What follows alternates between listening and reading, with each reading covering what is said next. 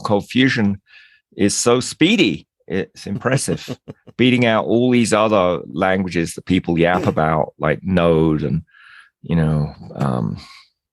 Python, and I can't think what else you had listed, but we'll talk about the details. We've got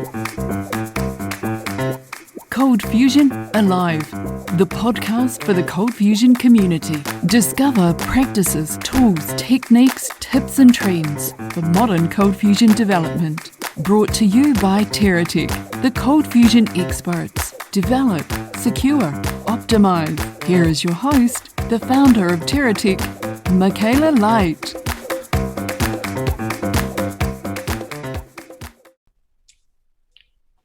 Welcome back to the show, everyone. I'm here with the famous Brad Wood of Callbox lineage, but we're going to be talking today about programming language speed, because Brad ran a very interesting set of speed tests on a public site, which we're going to look into. And I'm going to let the cat out of the bag. ColdFusion did really, really well in these speed comparisons to other languages, but we'll go into the details of that later. If you don't know Brad, not only did he create Callbox, and he's like one of the ninjas at Autis Solutions, but he lives in Kansas, on the Kansas City, in the Kansas side, not the Missouri side, even though he grew up in Missouri. You kind of traded sides, I think. I came to college here and just stayed. There you go. And he's been programming ColdFusion for 20 years now. So you get the special award for that. I don't know what the award is. Is there a plaque that comes with that? Somebody hand those out? I think there's a plaque, ColdFusion dedication. So, yeah.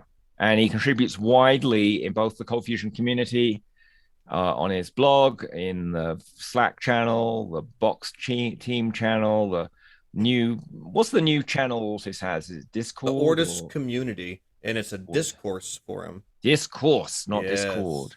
Yeah, Discord is the chat. Discourse is like a forum software, actually written in Ruby on Rails, which hurt me a little to, use that. But it's honestly a really great software. Lucee already used it, has really good spam controls. So sometimes you just need something that works. Yeah, why not? Not everything has to be written in ColdFusion. I use Basecamp, and it's written, I think, in Ruby on Rails. Yeah, it is. And since you mentioned it, the address for the community forum is community.ortissolutions.com, in case anyone wants to go have any conversations after listening to this. Maybe you can add that into the show notes in an appropriate location so people can find it on the TerraTech site with the episode. About the links portion. But today we're going to be talking about comparing language performance between different programming languages and modern frameworks. And you wrote an excellent blog post about this, which I'll link in the show notes on that community.Autis Solutions site, in fact. And then you mentioned it in the ColdFusion Programmers Facebook group, and I like, wow, ColdFusion is so speedy. It's impressive, beating out all these other languages that people yap about, like Node and, Python, and I can't think what else you had listed, but we'll talk about the details. We've got a beautiful graph on the show notes page, and we may flip into video for those watching on YouTube, but we will talk it through just like people do for baseball games on radio, if you've ever listened to those. So I think the first question to ask is, why should we compare different programming languages' performance? Because people like stuff that's fast. I mean, it is a valuable data point to take into consideration. Not all languages scale the same. Not all languages have the same performance attributes, and every language has some different things they bring to the table that can make them be better fit for some projects or worse fit for other projects. And interesting when you see a large website that's changed their language in the past. They convert from one language to another, and sometimes for performance reasons. One of the most probably famous examples of that was Twitter. Twitter was written originally as in the language Ruby, as a Ruby on Rails application. And they were able to scaffold out the site really quick and get it out to production, and then they suffered from a lot of performance issues. And Twitter today runs on the JVM. Now, I think it's a mix of maybe Groovy and some native, Java and everything, but it still all runs on the JVM. And when they did that, they were able to reduce the number of servers they used. They were able to have faster performance times. And so, you do see companies where performance matters. They'll actually switch from one language to another, and they'll test and say, which language scales better, which language is faster. And to a great deal, I think sometimes it's just, bragging rights as far as, be able to say our language is fast. But let's brag. Well, yeah, I think we should brag. ColdFusion is fast. Yeah, it can definitely be fast. And I think one of the main reasons for that is because it's the JVM language, and the JVM is known for scalability. It's known for being able to sustain, powerful applications running for days on end, consuming lots of memory, and, keeping that going. The threading capabilities of the JVM is one of the best things, in my opinion, about the JVM, outside of just the massive ecosystem that as ColdFusion developers we get to tap into, being, every Java library out there, everything in the JDK. But yeah, I love the performance. I love the threading and the concurrency of the JVM. And JVM languages in general do pretty good on this particular test that we're going to talk about today that I added ColdFusion to. And of course, I think ColdFusion gains a lot of benefit just from being a JVM language straight out of the gate. It definitely does. And, while the JVM itself may need a little tuning on occasion to get it, fully working fast on a server, once you've tuned it up and set that garbage collection going good and got enough memory allocated to ColdFusion, it can run like a cheetah with I won't put a dirty analogy in there because this podcast is G-rated. But family yes, family friendly. But I think there's an important point here. It's not just do the individual statements in the language or functions or whatever run fast. That obviously is important. It's important it runs fast in a real world situation where it's accessing databases and there are multiple users coming in. So what kind of testing were you doing, Brad? Was it just like write 1,000 lines of CF set x equals 1, or did you actually have a real I was actually testing code? The comment tag. It's 1,000 lines of open comment, in comment. Yeah, that's really fast. Well, yeah, and that's an excellent point, because I've done a lot of performance testing for clients over the years, and a lot of times that stuff kind of comes from an executive level, management standpoint, and they'll say we need a performance test to make sure we can withstand 1 billion users or whatever. But the problem is nobody ever really knows how to do that, right? Like what is production load? What does that look like? How many users are really going to be active on your site at once? What are they really going to be doing? How many clicks are they really clicking per second? How many database queries are those pages really loading?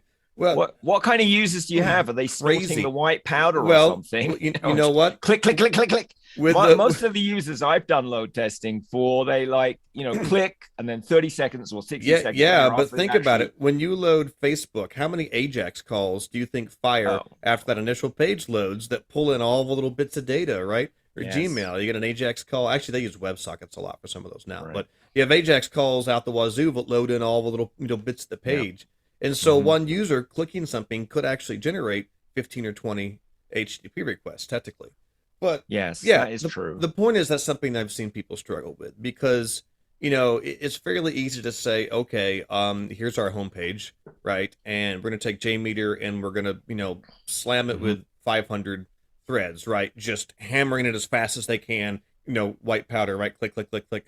And that's not really indicative of production load. No. And this particular test here doesn't necessarily simulate users, but it does at least try to have some pages that are doing things with databases and running some sort of logic, not just outputting hello world.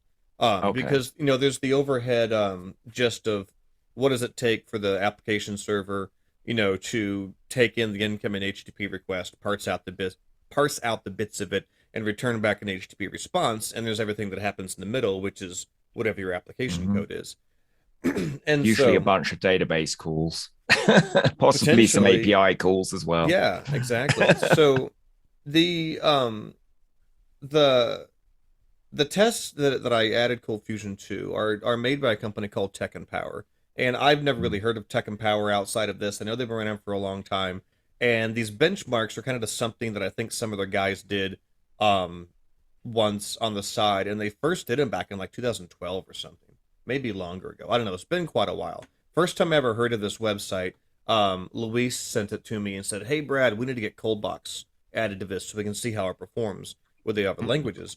And at the time, their testing framework was insanely complicated. They ran it out on EC2, and you had to have multiple VMs all running, and it was I spent several hours on it, and I actually gave up on it. This was back in like 2011, 2012, and I was like, screw it. Like, I'm going to take me like 1,000 hours just to figure out how their testing framework works.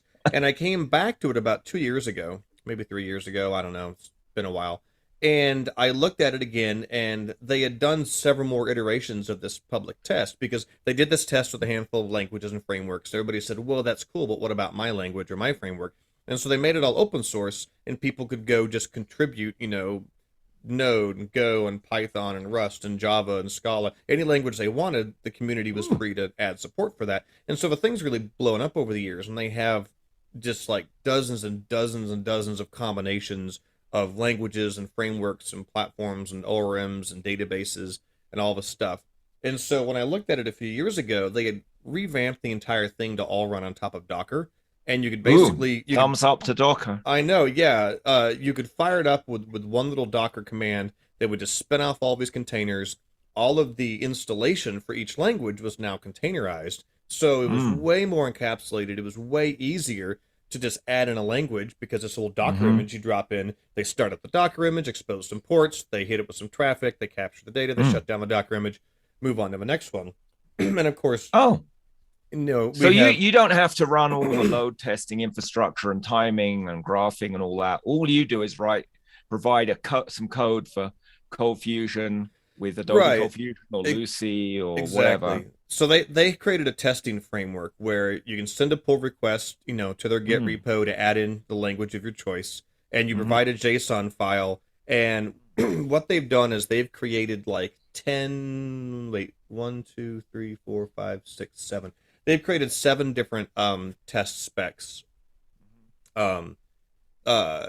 which they've kind of fully documented. And it starts out simple, right? They have one that's just plain text, and you have to write a page in your language that outputs, some sort of plain piece of text. And that's kind of as simple as it goes. And they have one that's JSON serialization. So you have to use the built-in JSON, functionality of your language or libraries to output something in JSON. Then it starts to get into some more interesting ones where there's a database they provide, and you can choose like MySQL or Postgres. And there's a single query test where you have to, select one record randomly out of a database, serialize the output to the page. And then there's multiple queries where you select multiple things from the page and output them. There's a data updates one, which is kind of one of my more favorite ones, because it does a bunch of selects, it does a bunch of updates on the database, all inside of one request. They also have one that you can use a caching library to cache data. And there's one called Fortunes, which they have like like the little fortune cookie fortunes. They have a table that, you select out those, and you have to sort them, and you have to serialize them and output them. So they're trying to simulate some, quote unquote, real type of things that a web page would do, but actually includes some database, includes some, some SQL. And so all the languages that are supported in this test, someone's gone through and written implementations in insert language here for each of those tests, and they have all the specifications. And sometimes you have to return a specific HTTP header or a specific JSON. And if your test doesn't do that, the framework will fail and say, no, this test isn't working correctly. So, they have some bumper lanes that kind of help there. So I was able to basically add in ColdFusion, as well as, there's sort of 4 variations. There's Adobe ColdFusion, right, all by itself for each of these tests. There's Lucee server ColdFusion, all by itself for each of these tests, and those share the same code. I didn't write different code for Lucee and ColdFusion. Well, they're 99% the same, man. I mean, potentially I could have, but there was really nothing that either of the servers offered that would have optimized any of these per se. And I thought it would be nice just to have, an even playing field for there. And then I also created Callbox versions of each, which again is the same code base, but it's what's Callbox, Brad? For those listening who have no idea. Callbox is an MVC web framework for writing web apps with ColdFusion, and it runs on both Lucee and Adobe, and it's made by Ortus, which is the company I work for, and it combines a whole bunch of really useful built-in stuff, URL, SCS routing, caching, logging, dependency injection, and things like that.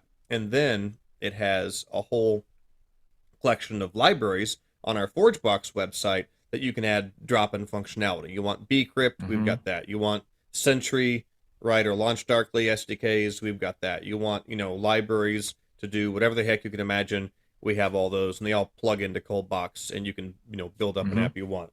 So really that's analogous when people use Ruby on Rails. Rails is the equivalent to Callbox. It may not have the same features or be as clever as Callbox, but it's a framework that you're running on top of the Ruby language, and Callbox is a framework you're running on top of ColdFusion. And just as in the PHP world, people run Laravel or Django on top of Python. Laravel would be the most equivalent framework in PHP, definitely. In fact, we based a lot of IDEs in Callbox off of Laravel. So when you do the testing, you're actually, when you get down to the language framework comparison, you're actually going to compare those heavy, I guess heavyweight isn't quite the right term, although that does sound like a boxing term, right? Heavyweight framework versus the featherweight framework. Right. And so we're going to do some fair comparisons of languages and frameworks, because no one writes raw language code in 2022. Well, some people do, according to our State of the Union survey, but most modern programmers use some kind of framework.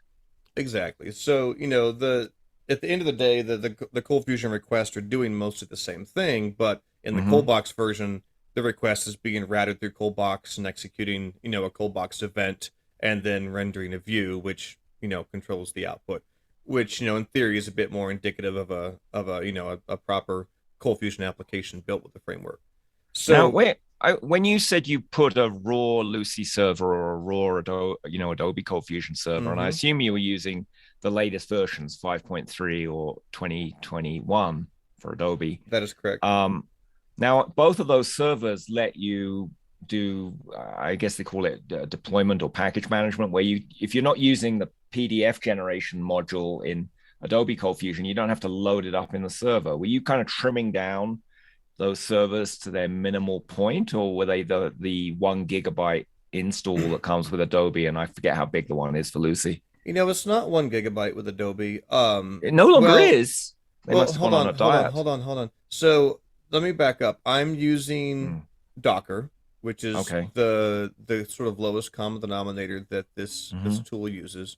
And the Docker images I'm using are the Ortus Solutions. Sorry, I'm opening up the repo for this while I'm talking. Is Ortus Solutions command box based Docker images.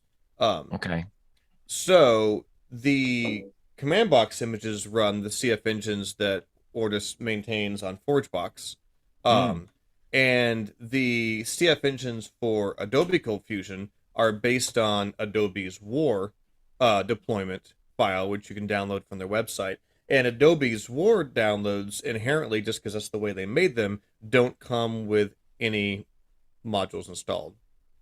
So it's pretty minimal. Maybe 100 megs or something. No, it's 300 megs. The Adobe 2021 WAR is 300 megs. Well, it's around that, but yeah. And Lucee's smaller, though the irony is once Lucee unpacks and downloads all those stupid OSGI bundles onto disk, it takes up about 300 megs before it's done. This podcast is brought to you by TerraTech, the ColdFusion experts. Develop, secure, optimize. Get detailed show notes on today's episode and your free CF Alive Modern ColdFusion Guide at terratech.com. That is TERATECH.com. And now back to today's show.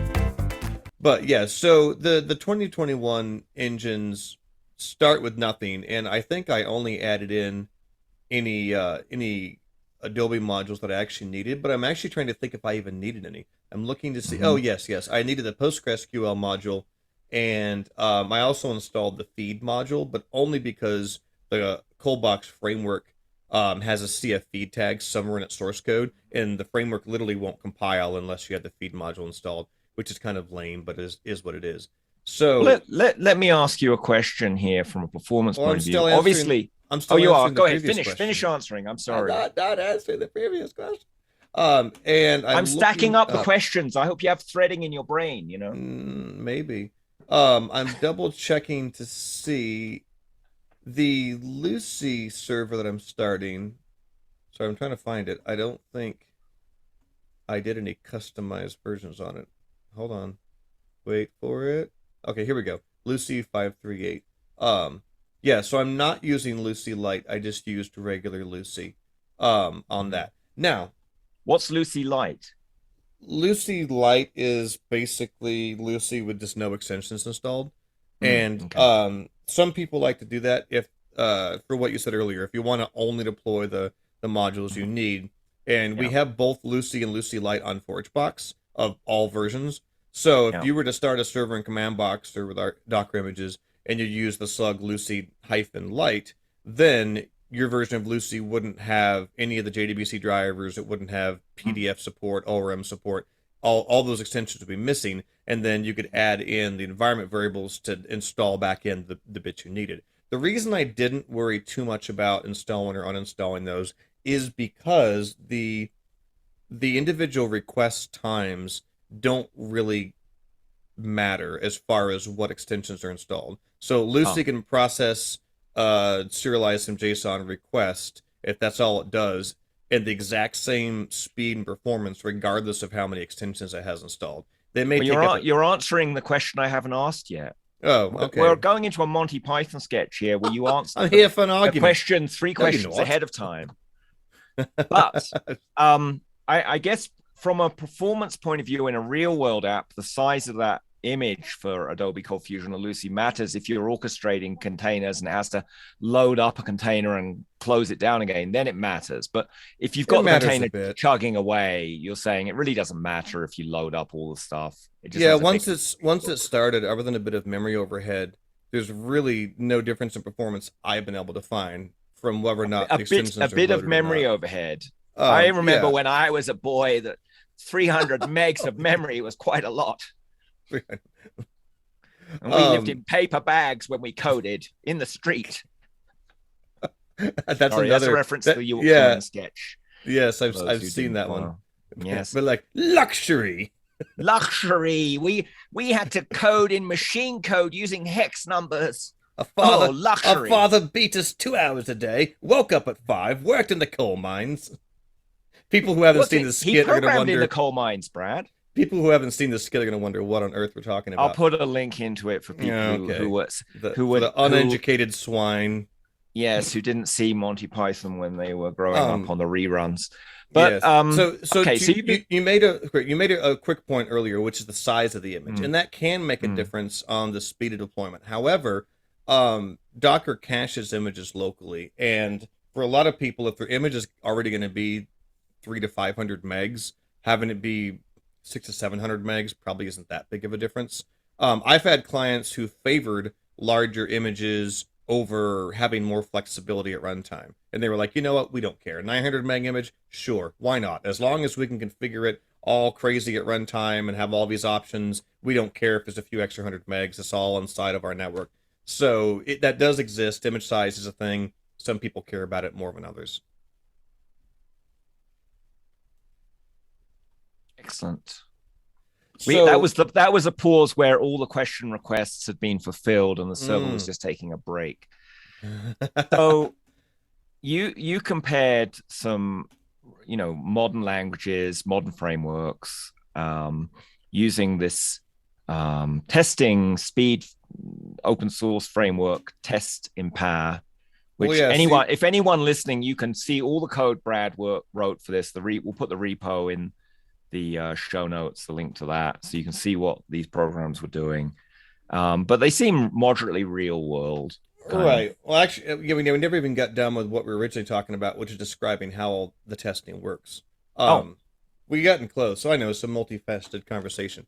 we had gotten close, right? There's an entire framework. It was written in Python. They were talking about changing it. I don't know if they have yet, but the framework spins up each of these language combinations as a Docker container, right? And then they warm it up by hitting it with some requests for a few seconds, so all the caches are full and stuff is compiled, right? Just And like then, a real world web app, right? Real world web apps don't wake up cold without having their cup of coffee. They they've been running for hours, if not days, right? And then another request hits them. So then they hit it with I forget the numbers off the top of my head, but let's say like 25 concurrent requests, and they do that for 10 seconds, and they hit it with like 50 concurrent requests for 10 seconds, and then 100, and they eventually work their way up to like 500 and 12 or some like number in the hundreds of concurrent requests, kind of just trying to push it incrementally as hard as possible. And they measure the average time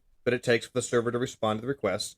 They measure the requests per second, the throughput, because depending on how slow your server is, the test could be over quickly or the test could take a while if it all gets queued up and backed up. And then I think those really main things. How many total requests got put through, how many requests per second that was, and what the average response time was overall the request. And this is on those 7 tests that I talked about with various database updates and database selects. And so the framework that they built to basically support this stuff is really interesting because it basically runs nonstop, like 24 hours a day. I'm trying to see if I can find it real quick. Here we go.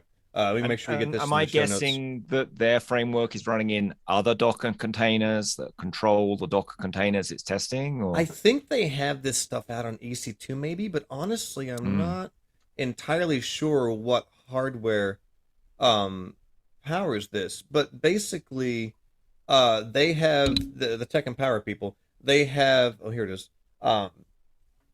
They have these servers that their company manages that basically runs 24 hours a day, and it takes almost 130 hours to run through all the tests once. Wow. And that's every language, every combination of database, every framework, all of them together. So 24 hours a day.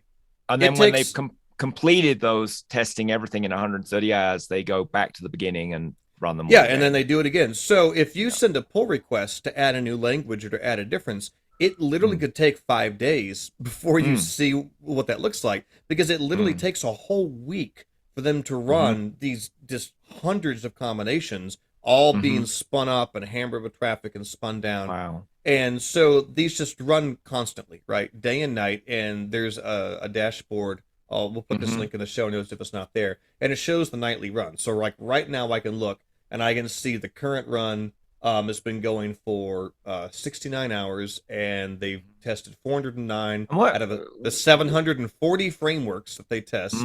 I said dozens earlier. I should have said hundreds. Yes. There's a bunch of them that just like failed straight up, like fell on their face. 49 tests just completely failed.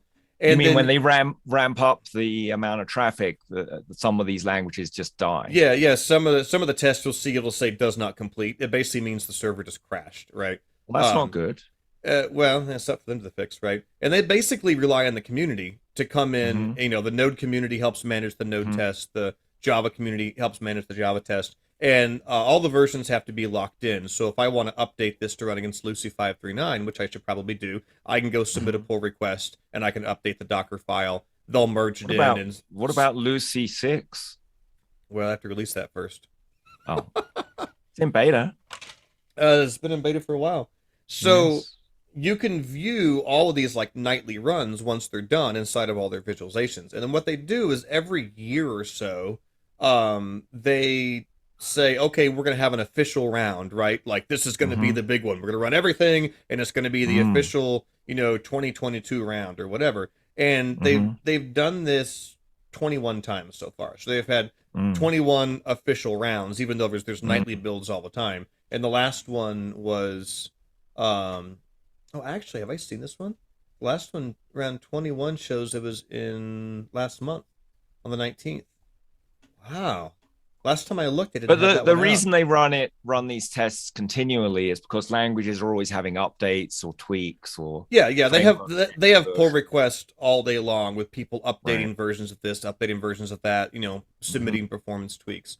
Okay. And so you can look at the previous kind of complete run, or you can pick a random nightly run and see what it looks like.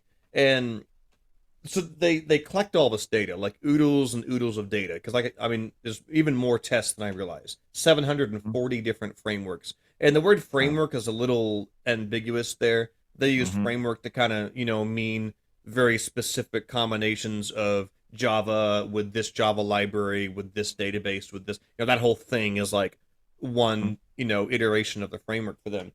And so their website has this really nice kind of visualization tool where you can go in, you can select a test like the multiple queries test, right? Which is the test that runs multiple queries and outputs the data. And then they sort these just dozens and dozens of frameworks on the Maybe screen. for those watching on video, we could share the result because although there's lots of frameworks, you can pick out the ones you're interested in comparing, right? And that's what you did. Exactly, right. So there's a filter panel where you can go in and you can Yeah. start to narrow down, only show me frameworks using Java or ColdFusion Hmm. or PHP or Scala. Because Yes. the interesting but also a little annoying thing about this is people have like crawled out of the woodwork with little tiny micro frameworks written in like assembly or something that you've never heard of and that literally nobody has ever built an application with just because they're Is cool that and they some of these exist. here we're looking at in this list? Yeah, a I'll lot of make the them. font bigger for those who But have eyesight that needs to be aided. I can make the font bigger. most of the frameworks on here are like super obscure micro frameworks, which are really Okay. interesting. But They're all, looking at these frameworks here and the one you did, I see CFML, Lucee, CFML, Adobe, Callbox, Lucee, Callbox, Adobe having um great scores. But what are these other ones up here? The I don't Just know. JS, I have no clue. Unicorn, Go Tornado. go Google Never heard of them. them. Now, I further down, uh, Node, I've heard of. I don't know about Ringo JS. I'm not Chakra sure of Core. that. Heard of that. Where are those? What I don't happened to know. those other ones? I don't Yeah, know where's what page you're Django? on. I don't know what page you're on. I don't know how you Well, got I there. just went to your article. I went to Well, Audis. Here's community to that Audis assumes that deep solutions. linking works on their site. I don't Oh, know if that link okay. still loads what it's supposed to on their Well, maybe website. it doesn't. That's possible. Maybe it doesn't. But here was the image you had before, and the big arrows are pointing to ColdFusion coming in, Yeah, so second place after the Go language. And to be fair, Go is not a framework, right? It's just a really fast language. yeah, there really aren't any. There aren't a lot of frameworks for Go because I tried to Google what the most common frameworks were for some Right, of these languages, right. and the Go language doesn't really seem to have a lot of frameworks, at least not from what I found. But I'm yeah, so just, what I whoops. did in this screenshot is, yeah, it gets a little funky when you try to zoom in, doesn't it? Yes. You could probably right click and open image in a new tab, and you'll be able to zoom in on that a little bit easier. Let me I try using yeah. that modern technology, Grandpa. Yes. So what I did with this particular screenshot is I went through the like literally hundreds of random, interesting, super fast, super lightweight micro frameworks, and I Hmm. picked out some of the actual kind of competitors in the CFML space that people would actually write Mm. web apps with, right? So we have Go, we have CFML, we have Node.js, we have Grails. Nobody really writes a lot of stuff in pure Groovy. Grails is pretty common. We have some Kotlin stuff. We have Rails. We have Laravel at the bottom, which is PHP framework. Django, which is Python. And this particular screenshot, if you scroll back up, is I think the oh, is at the top. Okay, which test that I say this was? It's probably one of the multiple database updates or something. I'm guessing. Yeah, you said it was database stuff. Okay. It did say Um, that.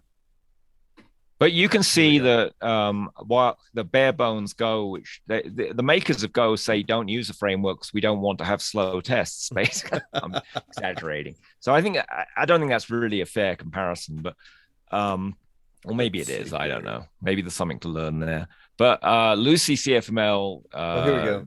did really good. Data updates was the test that screenshot was from, and it's a Okay. test that selects records out of the database. It updates the data, and it updates the data back into the database. That was this test. So what I found was that ColdFusion in general was a bit slower when it came to the pure just like hello world test, right? That had almost no code executing, had no database calls.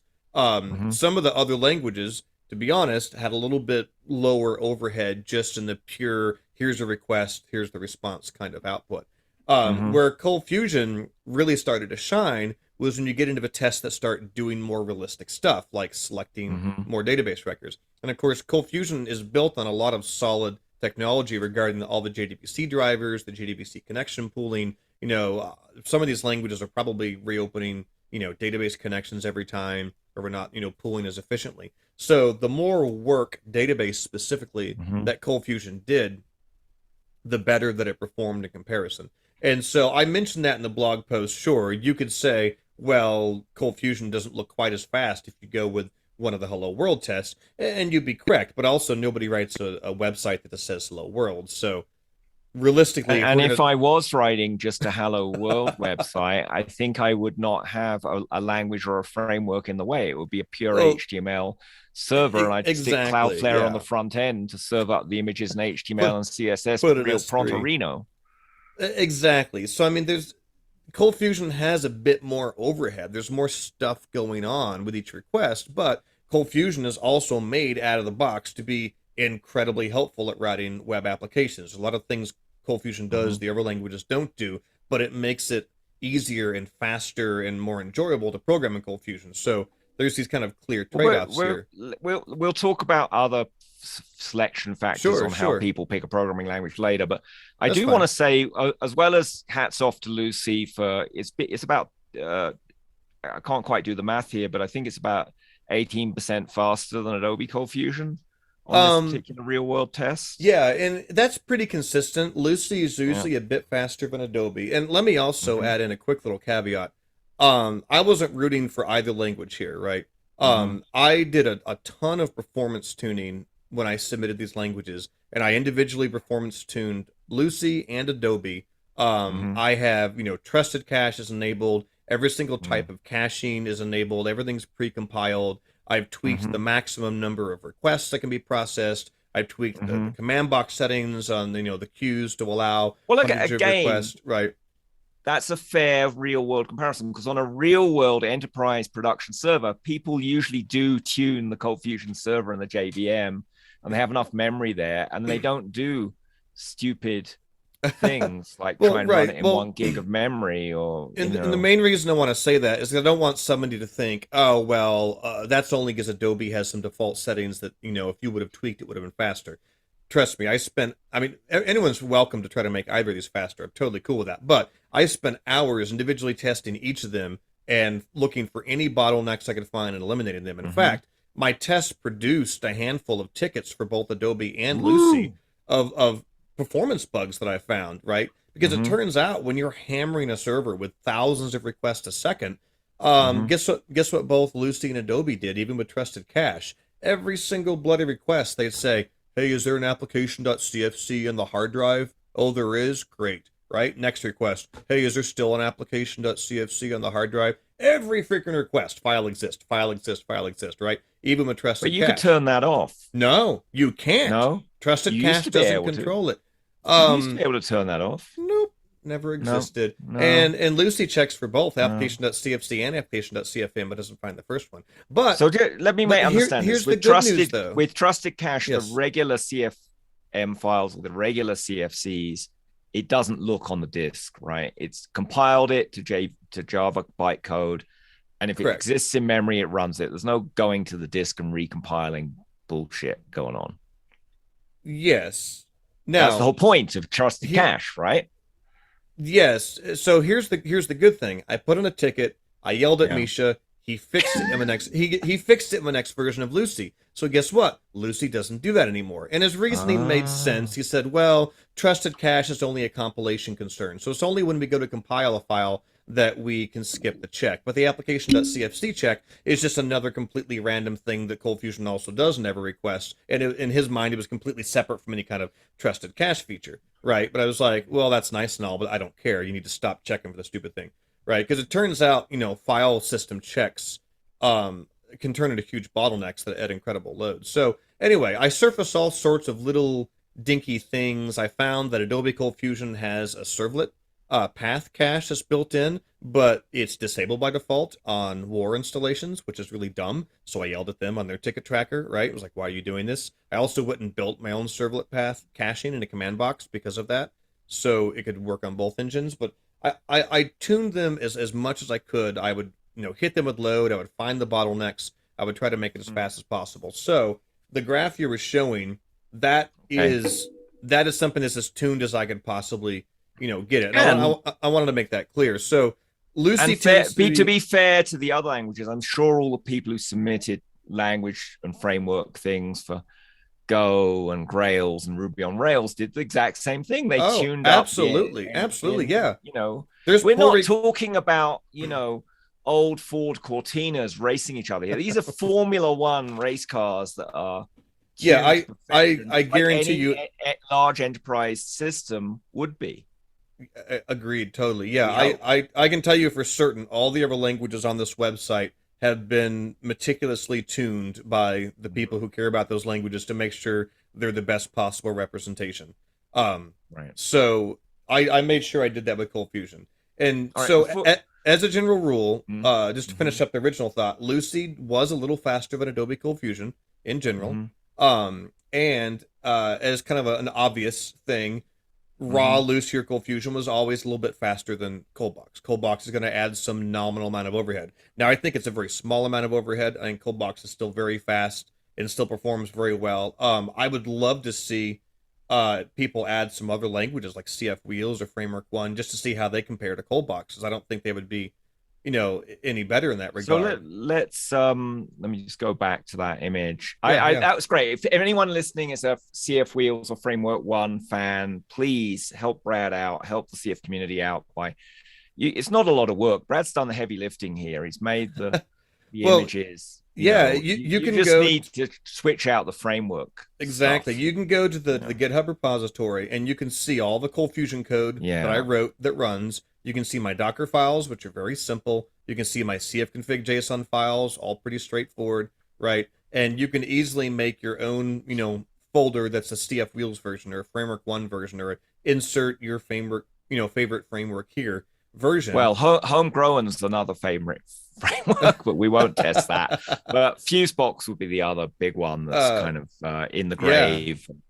I mean, it's not that hard once you kind of get the feel for it. And you can run these tests locally, and you don't have to run the whole crazy suite, right? It doesn't take me a full week to test this at home, because they have a command line where I can say run only this test, and it takes like 30 seconds, right? All right. So I reshared the graph because I want to make an important point that you didn't make, which is here you can see here's the raw Lucee code running, and it says 54%, if I guess this 100% up here. It's kind of like a sliding scale. 100% is just the fastest language out of that group. Yeah, it's an arbitrary number, but it shows relative speeds. But Callbox Lucee is not that shabby. It's running about 18% slower at 44% if we round that. So the point I'm trying to make here, Brad, is that some people accuse Callbox of being heavy, bloated, and it doesn't add a lot of overhead, Yeah, I mean, the per request performance overhead get out of it. Is still very low on the framework. There's nothing heavy about the performance of now, Callbox. if you want to talk about some really flabby, heavy frameworks, just go down to Django. I don't want to insult Django, but maybe a little less of the ice cream and white bread in the diet Django. I was surprised how bad Django was. But I mean, so and from a programming point of view and a usability point of view, it's a great framework. It lets you do lots of cool stuff, easy to use, popular. Yeah, but I mean, so you look at this, maybe a little flabby. You can write a Callbox application, right, which is an MVC framework, in Lucee or Adobe, and in this particular test, which involves a page with database selects and updates, it's faster than Node.js, which I know it's not a framework. And It's I just want to, for the people who don't have video, I just want to tell them that Callbox Lucee is more than 4 times faster than Django in a real world test. yeah, And for Laravel, it's twice as fast. And for Rails, it's nearly twice as fast. I mean, it's not just a few whatever clicks faster. It's yeah, and several of these Go versions are kind of right here in the mix with ColdFusion. And the reason the Go shows up multiple times is because these are different minor variations.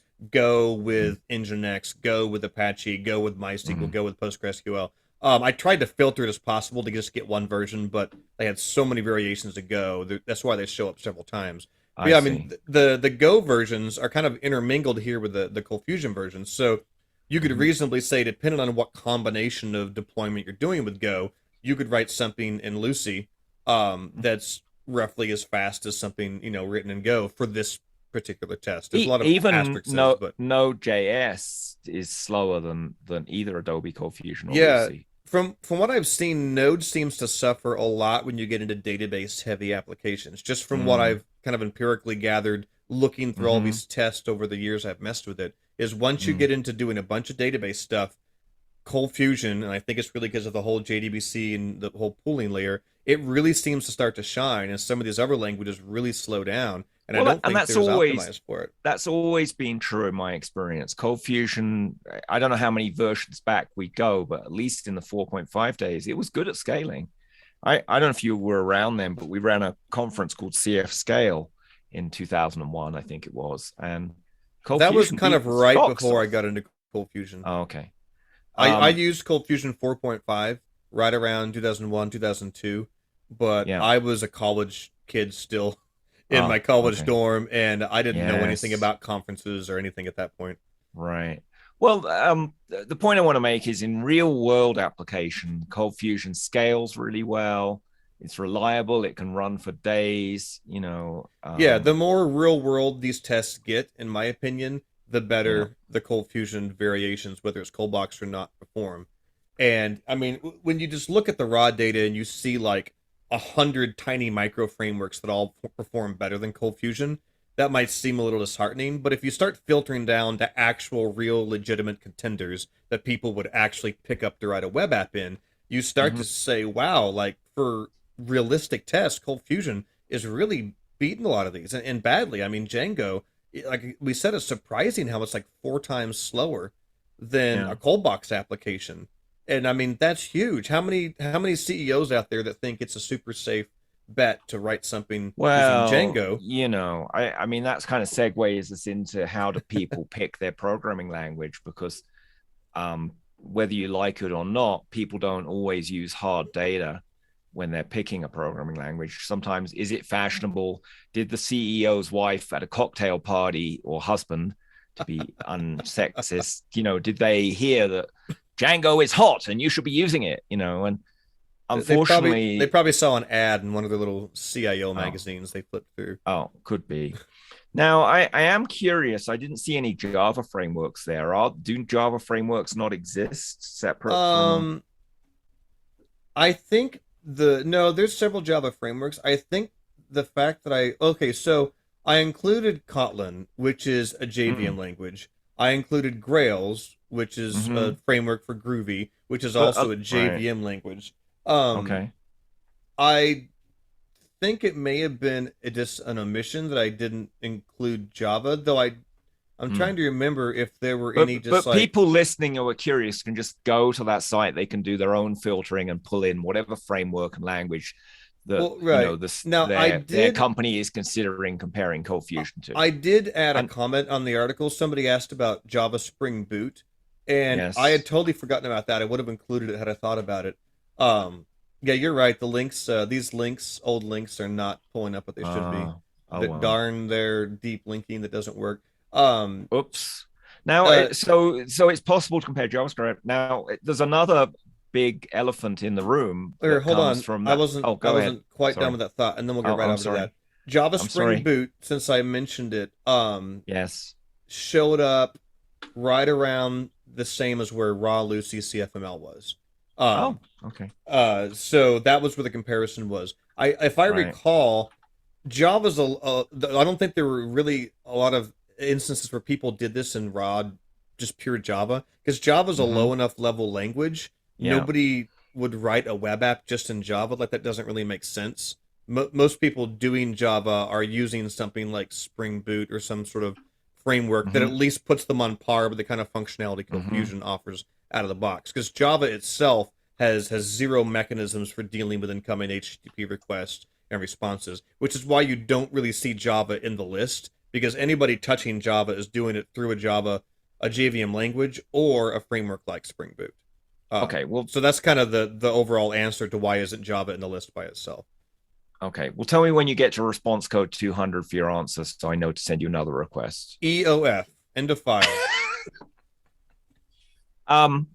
Two elephants in the room. One we've discussed, the Java elephant, which you definitely compare. What about .NET? A lot of people use .NET. I think they're misguided, but good luck to them. And I think they're misguided because it takes so much more time to write the equivalent .NET app, and it's a real headache. It's more lines of code, more third-party libraries to do the same stuff you can do in ColdFusion.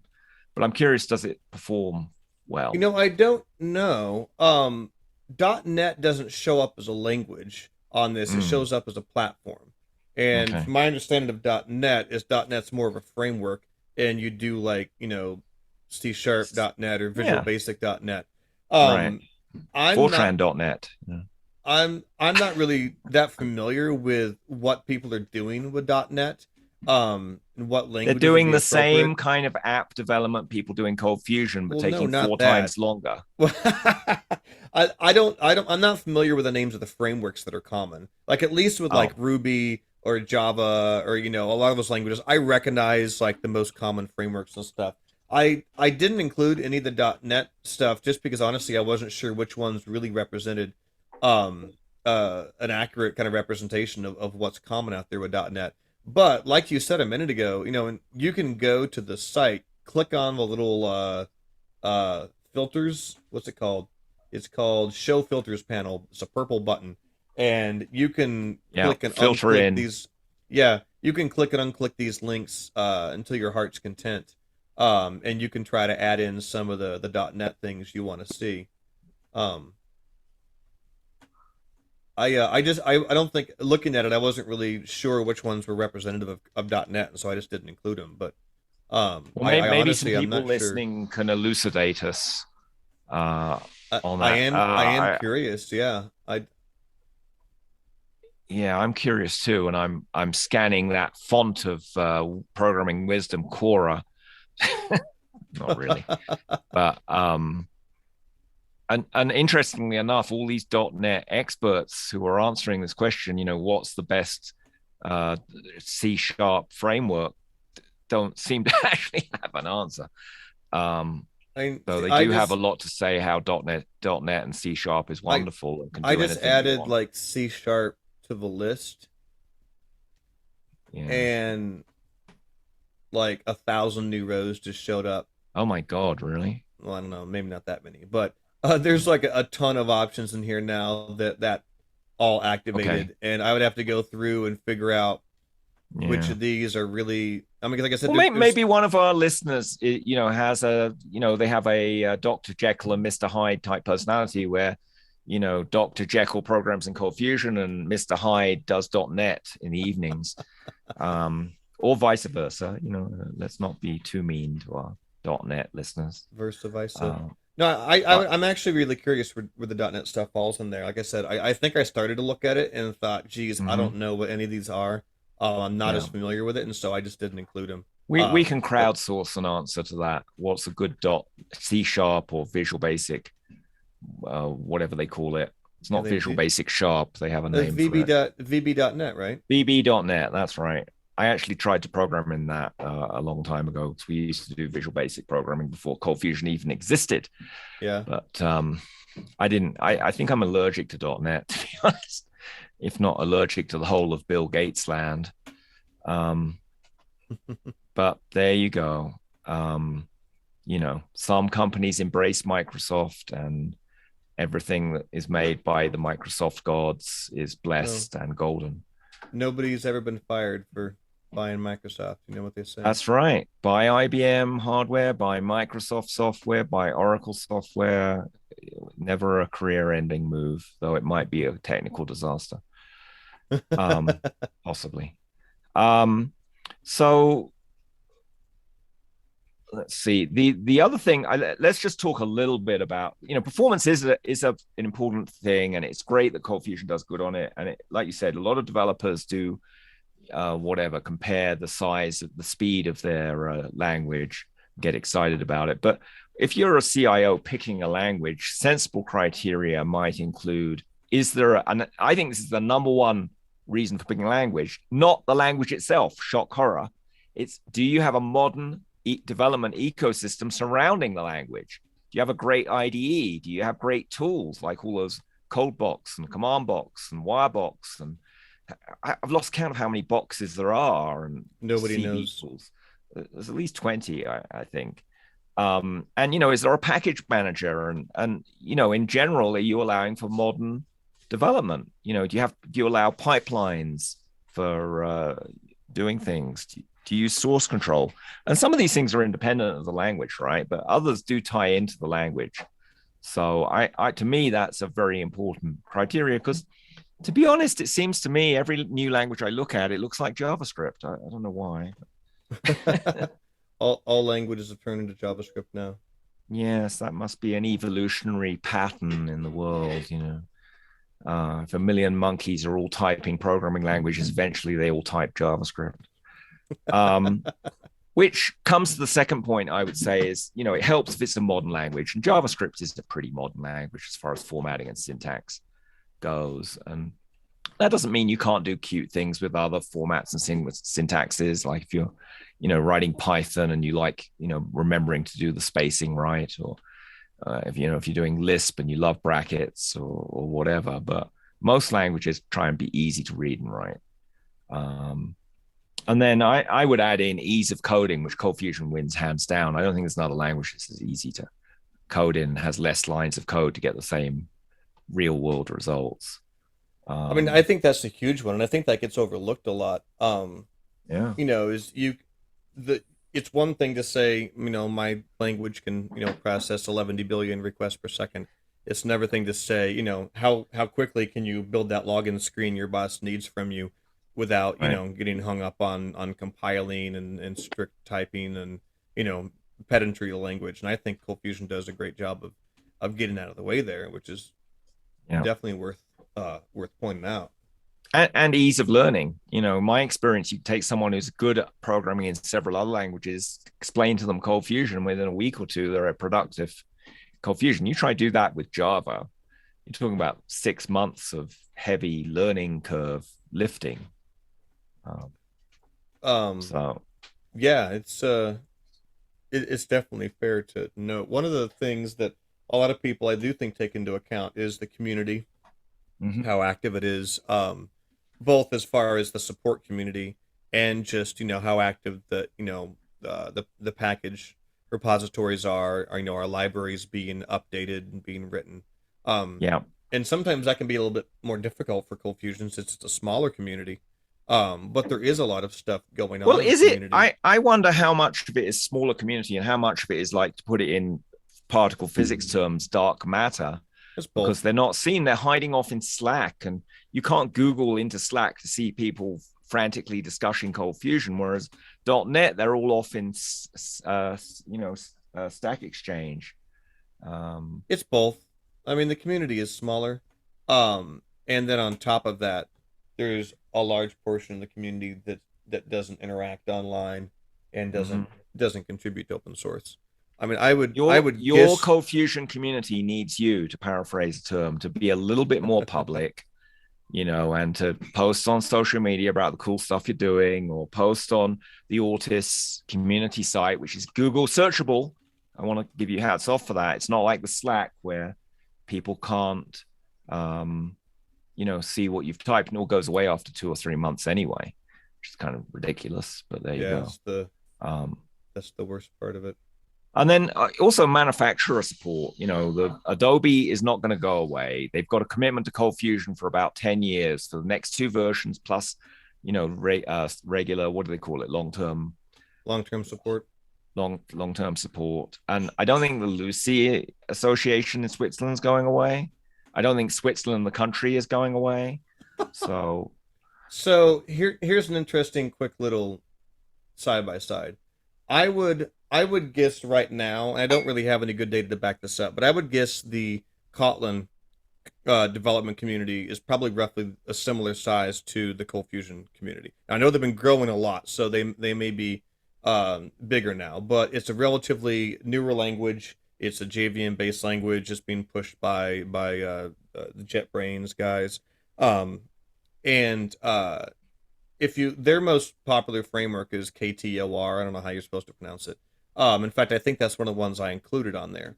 If you look at their GitHub, I pronounce that Kotter. Okay. If you look at their GitHub repo, they have 10,000 plus stars on the repo. They have 850 forks and 178 people watching it. If we look at Callbox, which has been around since 2006, Callbox has farted more than Kotter has lived, right? And it's the most popular ColdFusion framework according to your State of the Union survey. 250 stars compared to 10,000 plus, 168 forks compared to 850 forks, and 33 people watching it compared to 178. So the other language, communities, even though they may be, even the ones that are a similar size, have far more people who are really active out there doing open source, contributing, being a part of the community. And that's one of the things, Sean Corfield used to talk about this all the time, and he wasn't wrong, is even the people that were in the ColdFusion community, it's already smaller, but even within that smaller group, you have a much smaller subset of people really being active and doing things. And just looking at kind of just some basic metrics of who goes and stars repos, you have just... What does it mean to star a repo? If anyone listening wanted to star Callbox, what would that mean? So if you go to GitHub and you search for the Callbox platform, right, which Callbox-platform is the name of the repo. When you load up here, I'll just share my screen real quick for any of the YouTube viewers. So here's the Callbox repo. I'm just on the homepage right here, and there's a star button right here in the upper right hand corner. You click on that, it's kind of the same as thumbs upping a video on YouTube or following a content creator. And you can also watch it. That sends you emails that, hey, someone's opened a pull request. And of course, if you've made pull requests back to the framework, you'll probably have a fork of it as well. And the stars just kind of help. They help ColdFusion look alive and interesting on GitHub. A lot of people use metrics such as how many thousand people have starred repos in this given language to kind of judge a barometer of how active that language is.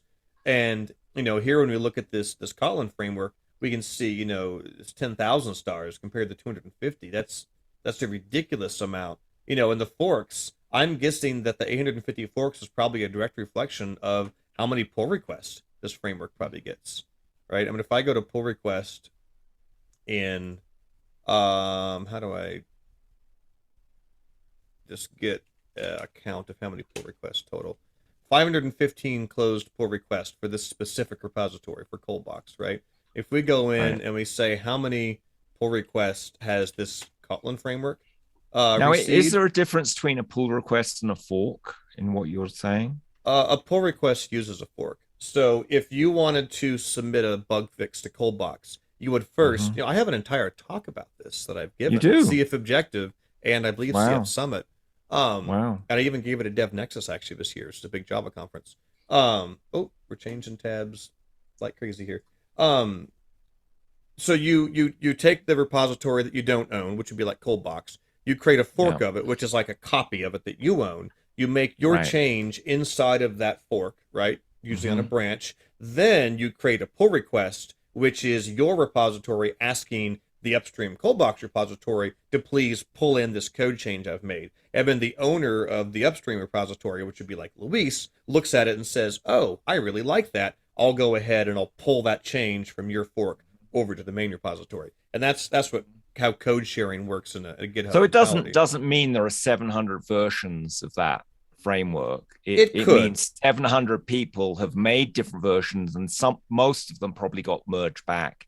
We're the making main one. assumptions. It's possible there's Yeah. some people out there that said, you know what, this framework needs, I'm going to create my own version of it that's just for me, that goes a different direction. That's possible. There's probably a couple people who have done it. Chances are the vast majority of these forks were created for the express purpose of creating a pull request. And you can see this particular kind of random Kotlin framework has 1,661 closed pull requests, which honestly isn't as many as I expected it to be. That's only 3 times more than Callbox. But again, this is a framework that's only existed for a couple of years, maybe 3 years, 3 or 4 years, right? I have to say, I think there needs to be an initiative in the ColdFusion world to encourage more open source participation. Well, we have done initiatives. One of the initiatives I did a couple times years ago was create your first pull request. It wasn't my idea. I stole it from somebody else. But I went through and I created a bunch of basic, easy tickets for Callbox and then Commandbox. And there were simple things like we need to update the link in this README file, right? Or we need to add a comment or, you know, really basic stuff. And then I put them out there and I said, these are only for people who have never done a pull request before. I wrote an entire blog post guide on how to manage Jira tickets. I wrote a guide on how to create a pull request. And then I advertised them for people to come and create their own pull request. And I mean, I got several people that did it. And that was quite a few years ago when I did that. I did it a few times. The only thing that I wish is I could get more people to contribute to it. But I can guarantee you 99 we can do that, I'm sure. Well, 99.9% of the ColdFusion developers probably never even knew I did it, right? Even though it was on Twitter, it was on Facebook, it was on every social media channel that existed at that point in time. Was it on your coders?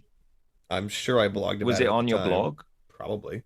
But who reads maybe my blog, right? we'll link the blog in if we can find it into the show notes. This is what frustrates me. And I'm not trying to bring the hammer down on particular people in general. But I mean, there was a question on the ColdFusion programmers group this morning, right? And somebody's asking about how do people go about migrating SQL databases, right? And when I commented on it, there was a handful of people who had already replied, and nobody said anything about Commandbox migrations, a module which has been around literally for years, follows the industry standard of database versioning and migration scripts, up and down, fully featured, based on I Query didn't know Builder. about that, Brad. Yeah, see? Are you dark matter? I'm dark matter. It's my name may be Light, but I am dark matter. Yes. There are 4 pages regard. of versions. This has been around since 20... I think, to be fair to some people, but you know, Ortis, Foundio, Integral, Adobe, Lucee, all the other ones I'm not thinking to name. There's so many new things coming out in ColdFusion land. It's hard to keep up with everything. I suggest people go to an event happening in Houston, Texas called Into the Box. Or the event happening in Las Vegas called CF Summit, because you're going to learn so much. Well, half the battle here, that example you gave, the guy didn't even know the solution existed. If he'd known it had existed, he or she might have checked it out. And none of the people commenting on the post knew either. It's like it didn't exist, right? So the Commandbox migrations module, which is a pure command line based database versioning tool, has been around since 2017. It's been around for 5 years, right? And the service layer that it uses to power itself, which is called CF migrations, has been around just as long. So, you know, tools like enterprise class database migration command line tools, the ColdFusion community has had access to for 5 years. And when people say, how on earth do I manage my database migrations? Nobody's heard of it. And you're like, oh, how else do we talk about it? We've talked about it in our conferences. We talk about it on our blogs. We talk about it in the podcast. And it's always the trick of how do I get people... casts. Yeah, I'm sure it's shown in CF Cast. I mean, we use this for our own projects. We use it for ContentBox CMS. We use it internally. But there's so much stuff I don't that know people the solution just don't know about. right now in this moment, but I know there is a solution to that issue. And it's just something important for the community, because and this is true of all programming languages, there's like an exponential growth of tools and techniques and methods and things you could do. And if you don't even know it exists, it's what there's that quote, it's the things you don't know that are going to catch you in the butt. The unknown unknowns. Thank you. The unknown unknowns. I won't mention the Secretary of Defense who said that because he was a bit of an idiot in other regards, but in that one regard, he was very clever. Actually, he was a very clever guy and did a lot of clever things, but he did put the United States into a war that maybe in retrospect wasn't such a smart move. I won't go any deeper into that rabbit hole because it probably might upset people listening or not. Let's wrap up this session. I put a few other reasons people might pick ColdFusion or other languages: app reliability, scalability, security. I'm glad you said security because I'd like just to briefly talk about it. One of the big issues ColdFusion has is an image issue in the greater programming world, right? I mean, imagine it's hard enough for me to get people that are already ColdFusion programmers to know they have tools available like command box migrations. Imagine how hard it is for people who don't even program in ColdFusion to have any clue what's going on in our community.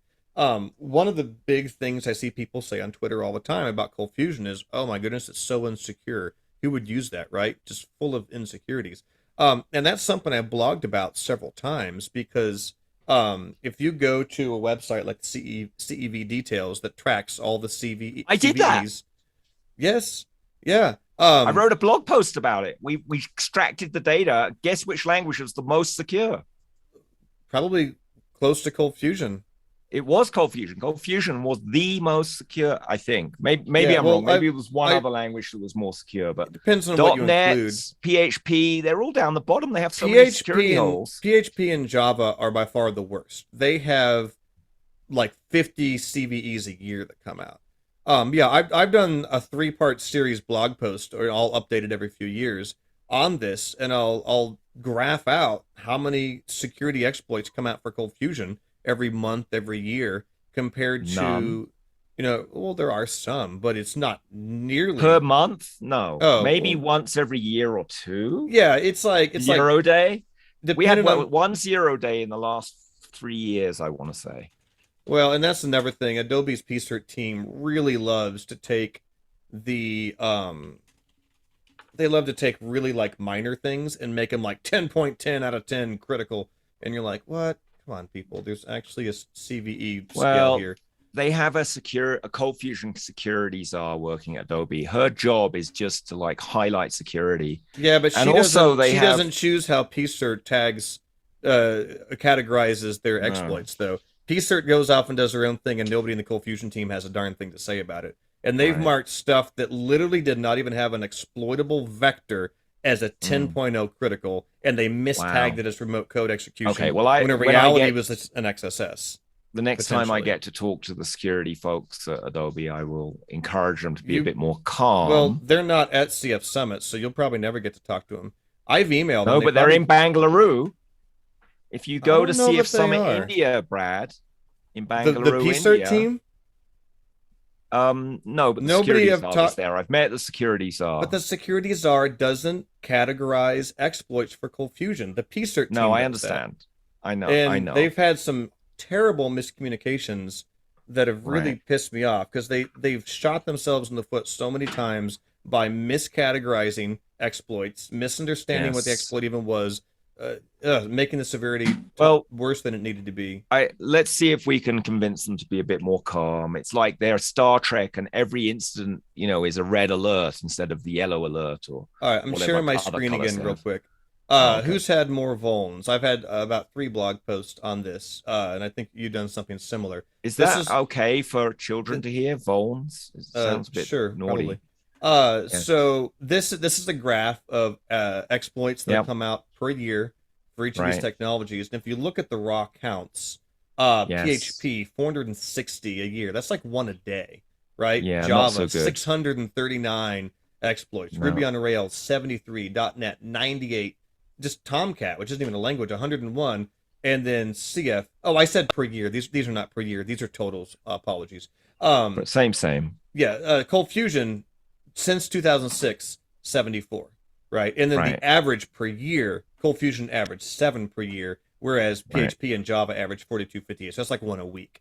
And these are not all 0-day exploits. Some of them are, very few of them are 0-day exploits, to be honest. Very few, yeah. But when someone says to me, why that's important, because if you apply hotfixes regularly, you won't get any of those exploits. Well, and most of the 0 days in ColdFusion didn't matter if your server had followed the lockdown guide. Almost all of ColdFusion's 0 days have all been public ColdFusion administrator that had some sort of, XSS or RCE, right? And if you would lock down your administrator in the first place, you wouldn't have even been vulnerable. But when people say to me, how could you use ColdFusion? It's so insecure. And they probably use something like PHP or Tomcat or .NET. I just kind of laugh at them. I'm like, other than like the bad press police, like where are you actually getting, some data-based argument about ColdFusion actually not being secure? But when ColdFusion, so when PHP has a vulnerability or WordPress has a vulnerability, like 100,000 random WordPress sites get hacked and nobody cares, right? When ColdFusion has a vulnerability, guess who gets hacked? Like government places, banking places, financial institutions, enterprise places using these technologies. And so you see more high-profile articles. It feels like more big of a deal. And Adobe's PSERT team helps sell it by advertising the crap out of it. And everybody's like, oh my gosh, another ColdFusion vulnerability, even though maybe it's only the second one that year. But anyway, that's all a sidetrack on the security topic. But yeah, security is important when choosing a language, and I argue that ColdFusion is very secure. Very secure. We've run out of time, Brad. I'm so sorry, but if people want to find you online, what are the best ways to do that? Say the word ColdFusion on Twitter. That'll find me. No, you can find me on my blog. I'm on the codersrevolution.com. Yeah, coders. The Lucee discourse forum. I'm on there. The Ortus community discourse forum on there. I'm on CFML Slack. I'm on the Box Team Slack. I'm on Twitter. I'm on all the ColdFusion Facebook groups that I know of.